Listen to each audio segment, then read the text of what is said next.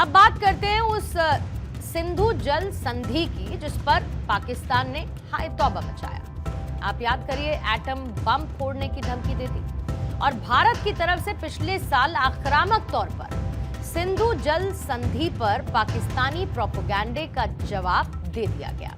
ये बताया कि कैसे भारत ने 65 साल पहले जहां सद्भावना से इस संधि पर हस्ताक्षर किए और सिंधु जल संधि पर कैसे पाकिस्तान भारत के साथ अब पोट-पोट खेल रहा है, भारत इसका जवाब दे रहा है। पहलगाम आतंकी हमले और ऑपरेशन सिंदूर के बाद से भारत का स्टैंड पाकिस्तान को लेकर सख्त नजर आया। पाकिस्तान सिंधु जल संधि को लेकर बार-बार कोर्ट का दरवाजा खटखटा रहा है, लेकिन भारत ने साफ कर दिया कि जब जमीन पर हालात बदल चुके हों तो संधियां कागजों पर जिंदा नहीं रह सकती हैं। अंतर्राष्ट्रीय अदालत, इंटरनेशनल कोर्ट, जिसे कोर्ट ऑफ आर्बिट्रेशन कहा जाता है, उसने भारत से बगलिहार और किशनगंगा हाइड्रो पावर प्रोजेक्ट से जुड़े हुए ऑपरेशनल रिकॉर्ड्स और लॉगबुक सौंपने के लिए कह दिया। कोर्ट ने 9 फरवरी जहां दस्तावेज देने या जवाब देने का निर्देश दिया, लेकिन भारत ने साफ कर दिया कि ये अदालत वैध नहीं है और भारत इसके ढांचे को नहीं मानता, ना ही इसकी किसी भी प्रक्रिया में, प्रोसीडिंग्स में हिस्सा लेगा। अब जो सरकारी सूत्र है उनका ये कहना है कि ये जो अदालत है वो गलत तरीके से पहले तो गठित की गई, इसके पास कोई कानूनी अधिकार भी नहीं है। भारत का कहना है कि जब तक पाकिस्तान, जिसे भारत असामान्य शत्रुता कहता है, उसका समाधान नहीं करता, तब तक दुनिया की सबसे चर्चित जल बंटवारे की संधि अधूरी ही रहेगी, हॉल्ट पर रहेगी। आपको याद होगा, भारत ने पिछले साल 23 अप्रैल को पाकिस्तानी स्पॉन्सर्ड आतंकवाद का हवाला देते हुए इंडस वाटर ट्रीटी को अस्थायी रूप से सस्पेंड करने का ऐलान किया और इसके बाद से पाकिस्तान इस मुद्दे को लगातार अंतर्राष्ट्रीय मंचों पर उठाता रहा, भारत से संधि मानने की अपील भी करता रहा है।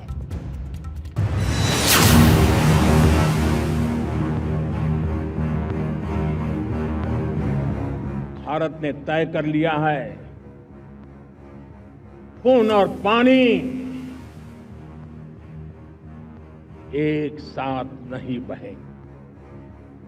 अब हिंदुस्तान के हक का जो पानी है उस पर अधिकार सिर्फ और सिर्फ हिंदुस्तान का है, हिंदुस्तान के किसानों का है। किसान हित में, राष्ट्र हित में ये समझौता हमें मंजूर नहीं।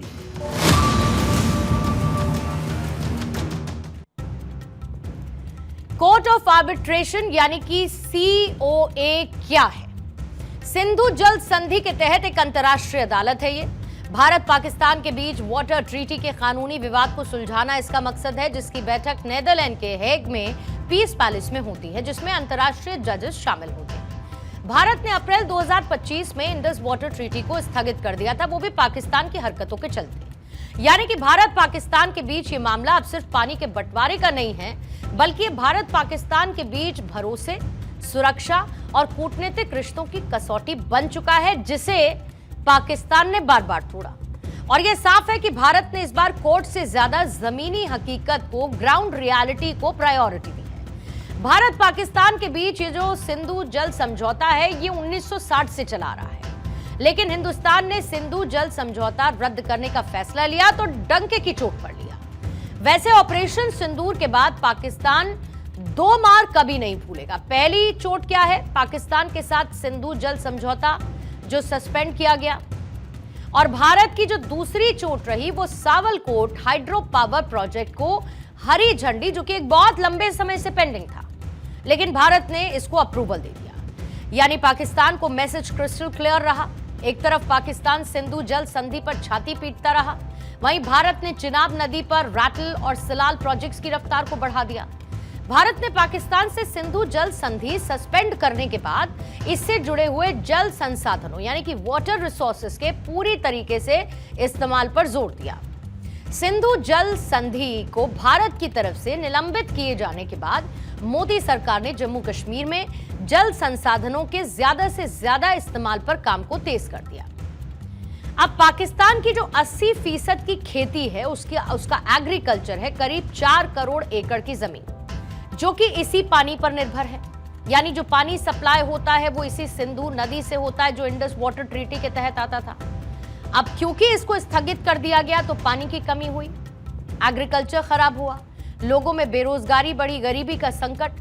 पाकिस्तान के ऐसे कई हाइड्रो पावर प्रोजेक्ट्स हैं जो कि सिंधु से लेकर चिनाब और झेलम पर निर्भर करते हैं। जैसे ही यहां पर पानी घटा तो बिजली संकट बढ़ा, इससे इंडस्ट्रियल प्रोडक्शन घटा। 1960 की सिंधु जल संधि के तहत चिनाब का पानी क्योंकि पाकिस्तान को मिलता आया, लेकिन भारत को इस बात का अधिकार है बिजली बनाने का, run of the river project लगाने का।